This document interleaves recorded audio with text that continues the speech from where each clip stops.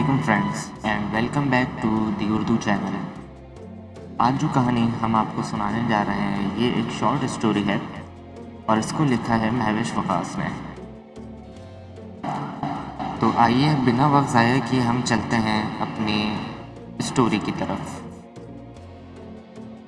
इस औरत की साड़ी में रंग बिरंगे पेवंदों की भरमार थी, बल्कि यूँ कहना ज़्यादा मुनासिब होगा।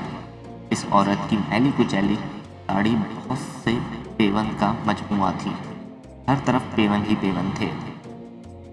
सरकारी अस्पताल के जनरल वार्ड के कोने में आखिरी बेड के करीब बैठी वो औरत थोड़ी थोड़ी देर के बाद अपनी साड़ी के पल्लू से अपनी आंखों में आए हुए आंसू पोंछ रही थी। कोई डॉक्टर राउंड पर आता, वो दौड़कर उसके पास पहुंच जाती और गिड़गिड़ा कर उससे कहती कि डॉक्टर साहब, मेरी बच्ची को बचा लो, वो कब ठीक होगी। डॉक्टर इसको तसल्ली देकर दूसरे मरीजों को देखने चला गया और डॉक्टर के जाने के बाद वो फिर वहीं गठरी सी बनकर बैठ गई और चुपके चुपके आंसू बहाने लगी। इसके सूखे चेहरे और पथराई हुई आंखों से मजबूरी, बेबसी, लाचारी और गुर्बत झलक रही थी। गुज़िश्ता 3 दिनों से इसकी 20 साला बेटी मौत और ज़िंदगी की कश्मकश में मुब्तला है। 3 दिन कबल चूल्हे पे खाना पकाते हुए अचानक उसे चक्कर आ गया था और वो वहीं बेहोश होकर गिर गई थी। 16 साला बेटी दौड़कर माँ को बुला लाई।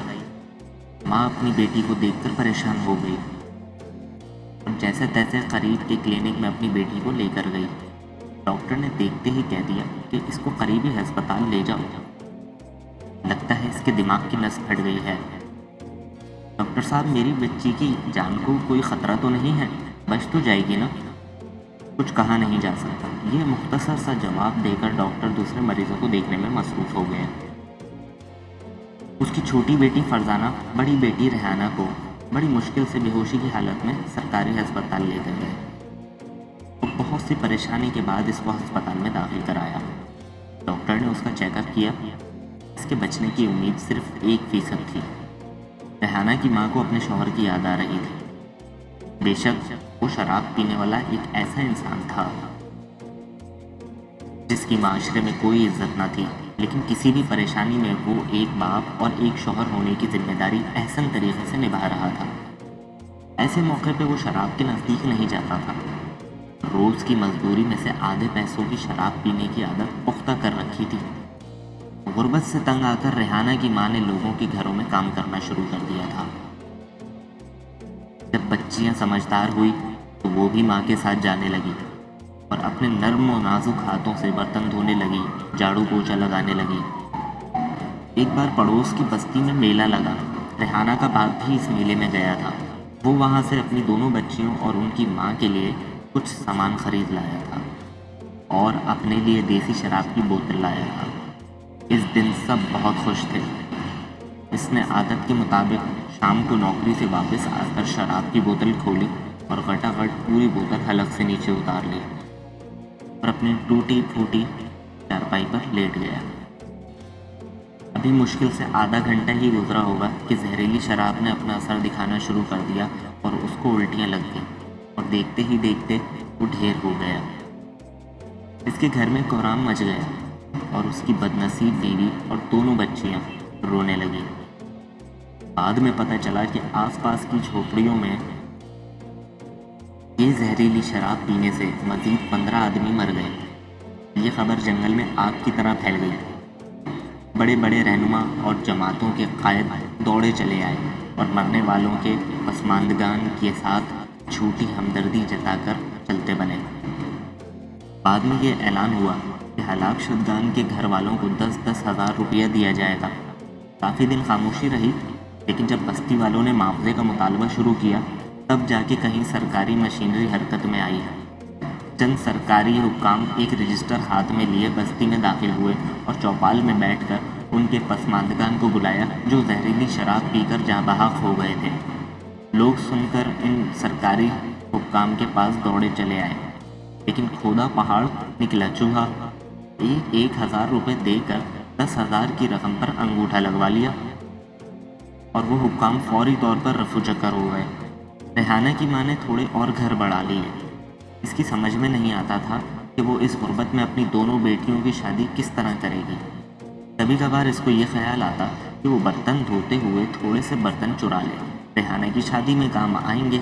लेकिन इस तसव्वुर से खौफजदा हो जाती कि अगर पकड़ी गई तो रुसवाई होगी, इसका काम भी छूट जाएगा और बस्ती से भी निकाल दी जाएगी।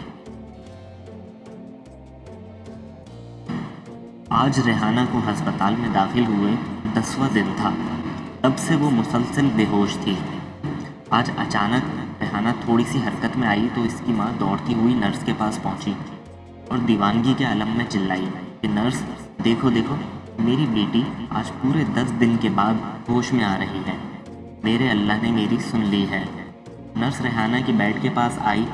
रेहाना ने चंद उखड़ी उखड़ी सांसें ली और फिर इसकी गर्दन एक तरफ को ढलक गई। नर्स ने अफसुर्दा होकर रेहाना की माँ की तरफ देखा और रेहाना की लाश को सफ़ेद कपड़े से ढांप कर अपने ऑफिस में चली गई। दोनों माँ बेटी रेहाना की मौत पर ज़ारो ख़तार रोने लगी। ज़रूरी लिखा पड़ी और सरकारी खाना पूरी के बाद जब रेहाना की माँ को रेहाना की लाश सुपुर्द करना चाही तो वो हिचकियों के दरमियान बोली कि मैं इसे ले जाकर क्या करूँगी, मेरे पास तो इसके कफन के पैसे भी नहीं हैं और ना ही गोरकन को देने के लिए पैसे हैं। डॉक्टर सुनकर सकते में आ गए। ये पहली बार हुआ था जब किसी वारिस ने लाश को लेने से इनकार किया था। तभी किसी ने गुत्थी को सुलझाते हुए कहा कि इसकी लाश को मेडिकल कॉलेज भिजवा दो, तालिब इल्मों के काम आ जाएगी और कुछ पैसे इन गरीब माँ बेटी के काम आ जाएंगे। माँ बेटी राज़ी हो गई और पैसे मिलने का इंतज़ार करने लगी। शाम को डॉक्टर के साथ कुछ लोग आए और औरत से अंगूठा लगवा कर उसको पैसे देते हुए कहा कि अब तुम जा सकती हो। रेहाना की माँ ने अपनी छोटी बेटी से कहा, चलो घर चलें। छोटी बेटी ने अपनी माँ से कहा, तुम चलो, मैं भी आती हूँ। डॉक्टर की नज़र इस पर अचानक पड़ी तो उसने कहा कि तुम अभी तक यहाँ खड़ी हो, पैसे तो तुम्हारी माँ को दे दिए हैं। डॉक्टर साहब, मेरी बहन की लाश मेडिकल कॉलेज भेज दी है। डॉक्टर साहब ने कहा कि हाँ, क्यों? तो डॉक्टर साहब, उसके कपड़े मुझे दे दो, वो ज़्यादा पुराने नहीं थे। मेरा और मेरी बहन का नाम एक ही था। इन माँ बेटी की गुर्बत का ये आलम था कि एक तरफ ना तो माँ अपनी बेटी के कफन दफन का बेहतर इंतज़ाम कर पाई और दूसरी तरफ छोटी बेटी अपनी बड़ी बहन के कपड़ों का मुतालबा करने लगी। आज की कहानी का इख्तिताम हम इसी दुआ और सबक के साथ करते हैं कि अल्लाह ताला हमें अपने अतराफ़ में मौजूद गरीब, तंगदस्त और बेसहारा लोगों की मदद करने की तौफ़ीक़ अता फ़रमाए। आमीन। अगर आपको हमारी ये कहानी पसंद आई है तो प्लीज़ इसको लाइक करें और शेयर करें। साथ साथ हमें कमेंट करके अपना फीडबैक ज़रूर दें। हमारा चैनल सब्सक्राइब करें और बेल आइकन को दबाना बिल्कुल भी मत भूलें। अल्लाह हाफ़िज़।